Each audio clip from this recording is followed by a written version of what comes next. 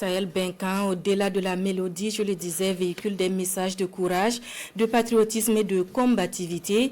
Il a également résonné au palais de Koulouba à Bamako. L'instant est immortalisé pour nous par Garibou Pérou, Abaka Traoré et Sidiki Baro. Aux couleurs fortes de l'unité, de la résistance et de l'espoir, le drapeau de l'AES est hissé au sommet de Koulouba. À côté du drapeau national, il flotte dans le ciel pendant que retentissait pour la première fois Sahel Benkan, interprété par la fanfare nationale. C'est un moment historique qui s'inscrit désormais dans les annales de la Confédération des États du Sahel. Le président Goïta, président de la Confédération, a présidé la cérémonie, symbolisant l'ancrage d'une souveraineté assumée. Tout d'abord important de rappeler que la Confédération de l'Alliance des États du Sahel est une entité juridique de nature étatique. Et ce modèle, donc cette confédération, repose, ce qui est tout à fait normal, sur des symboles.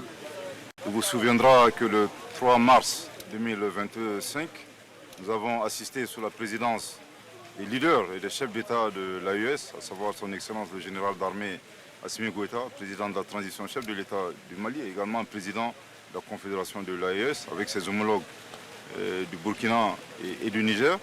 Nous avons assisté sous leur présidence à la montée des couleurs du drapeau de l'AES.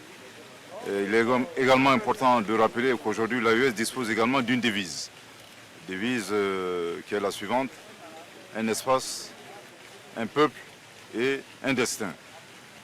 Aujourd'hui, ce matin, donc, nous venons d'assister à l'exécution de l'hymne de l'AES. Je pense que ces trois paramètres extrêmement importants permettent d'asseoir, en tout cas pour très longtemps, l'AES en tant qu'entité juridique, l'AES en tant qu'organisation étatique, confédération, ayant besoin d'être reconnue. Ce n'est pas une reconnaissance juridique, mais une reconnaissance qui repose sur des symboles.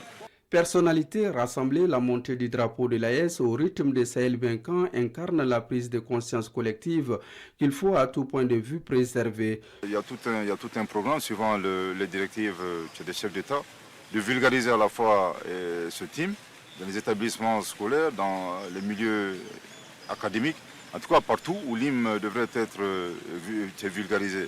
Mais au-delà de la vulgarisation, comme je dis, nous avons l'obligation de nous l'approprier. Nous maîtrisons en tout cas nos hymnes nationaux, ce qui est une obligation. Mais je pense qu'à partir de ce matin, suivant les instructions des chefs d'État de l'AES, nous avons l'obligation également de nous approprier. La Confédération des États du Sahel a un logo, un drapeau, une devise et un hymne. Autant de symboles qui incarnent son unité et sa vision. Forte de ses fondations, l'AES a désormais un avenir souverain bien tracé.